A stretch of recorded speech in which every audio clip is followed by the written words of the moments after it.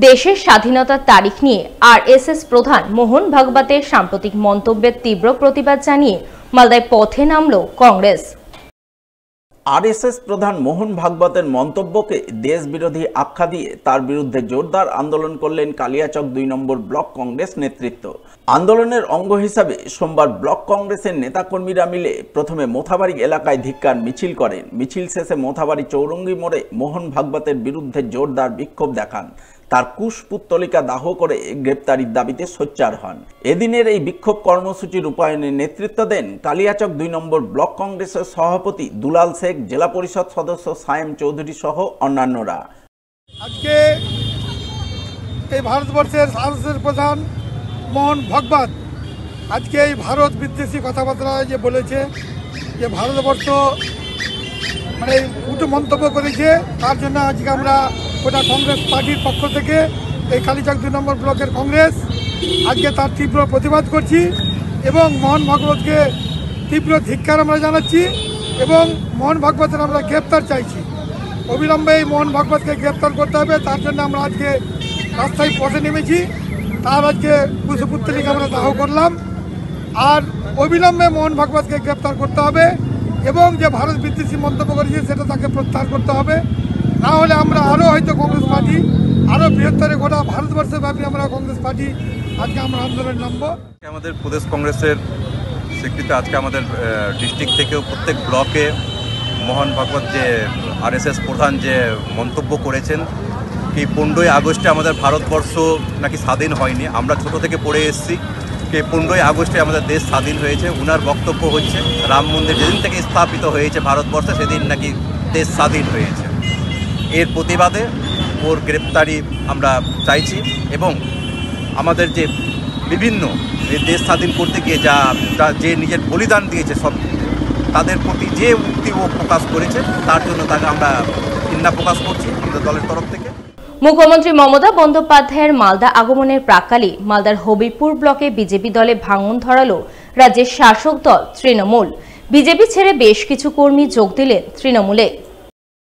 রবিবার সন্ধ্যায় এই যোগদান কর্মসূচি অনুষ্ঠিত হল হবিপুর ব্লকের বুলবুলচন্ডিতে অবস্থিত ব্লক তৃণমূলের শ্রমিক সংগঠন আইএনটিটিইউসি কার্যালয়ে। উপস্থিত ছিলেন তৃণমূলের ব্লক সভাপতি কিষ্টু মুর্মু, আইএনটিটিইউসির ব্লক সভাপতি সুবোধ রায় সহ অন্যান্যরা। এদিন তাদের হাত ধরে বিজেপির বুলবুলচন্ডী অঞ্চলের শক্তি কেন্দ্র প্রমুখ কৃষ্ণ সিংহ সহ বেশ কয়েকজন বিজেপি কর্মী তৃণমূলে যোগদান করেন।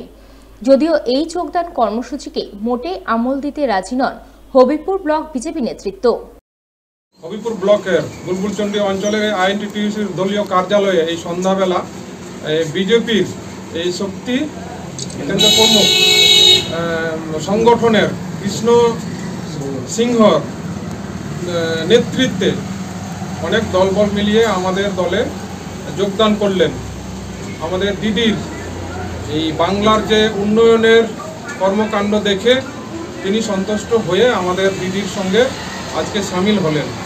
উনি আমাদের সঙ্গে আমরা দলীয় পতাকা ধরিয়ে ওনার দলবল মিলিয়ে আজ থেকে আমরা তৃণমূল কংগ্রেসের পরিবারের মধ্যে ওনাকে সংযোগ করলাম। কৃষ্ণ সিংহ যার কথা আপনি বলছেন, তিনি গত 3 বছর আগেই মানে টিএমসিতে ছিল। তো তারপরে কিছুদিন আমাদের পার্টির অফিসে আসতো, যাতায়াত করতো। আমরা কোনোদিনও তাকে ঝান্ডা ধরে বিজেপি পার্টিতে গ্রহণ করিনি। সে আমাদের এখানে আসতো, বসতো। তারপরে ও টিএমসিটি ছিল, টিএমসিতেই চলে গেছে। এখন ও নিজেকে টিএমসি বলে দাবি করছে।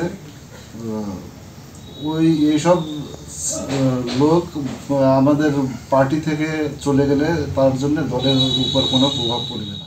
এক বৃদ্ধের জমি জোরপূর্বক লিখে নেওয়ার জন্য বৃদ্ধকে অপহরণ করার অভিযোগ।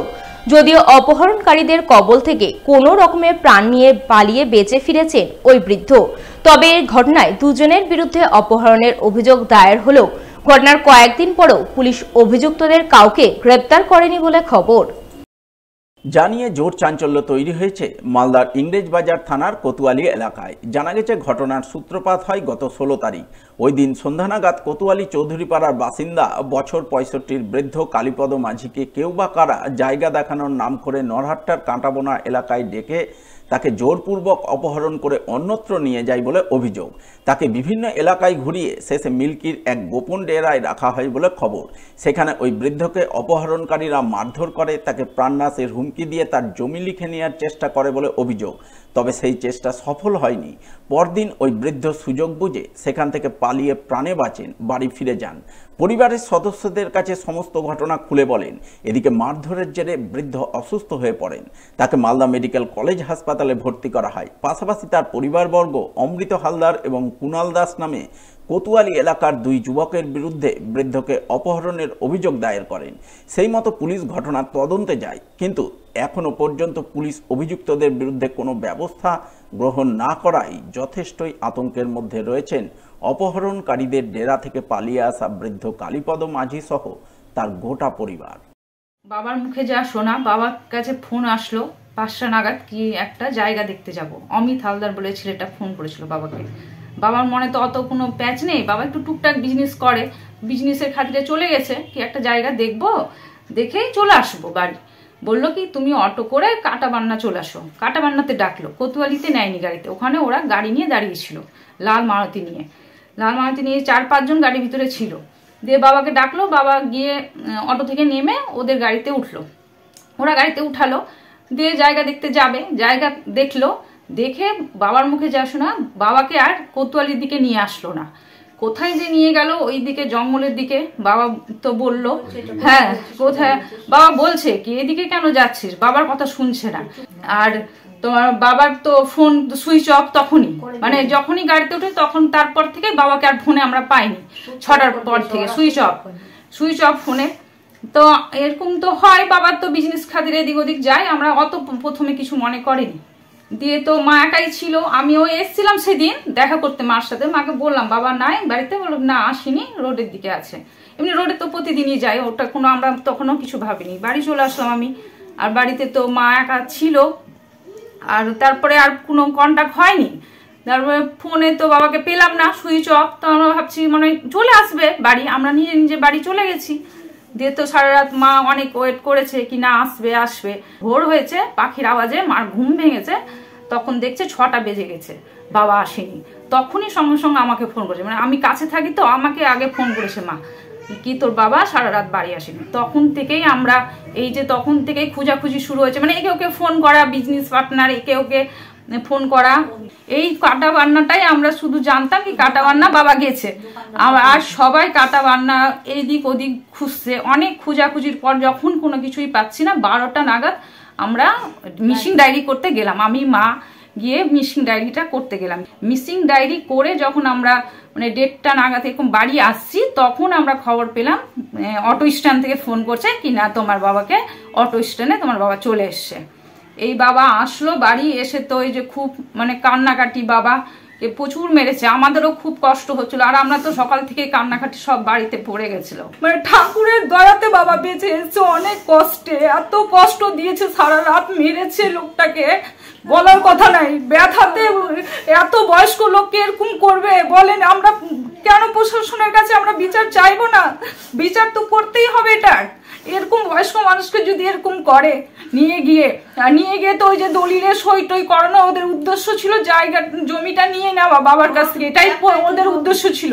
দেখা মাত্রই আমরা তো আর কিছু না ভেবেই আমরা হাসপাতালে ভর্তি করেছি, আগে ট্রিটমেন্টের জন্য। কি আগে ট্রিটমেন্ট কোথায় লেগেছে না লেগেছে তো আমরা বুঝতে পারছি না।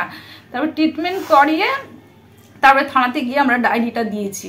এই ডায়েরি দিয়ে আসা হয়েছে, এখন পর্যন্ত তো পুলিশ কিছু করছে না। আমরা খুব আতঙ্কে আছি, বাড়ি থেকে বেরাতে পারছি না।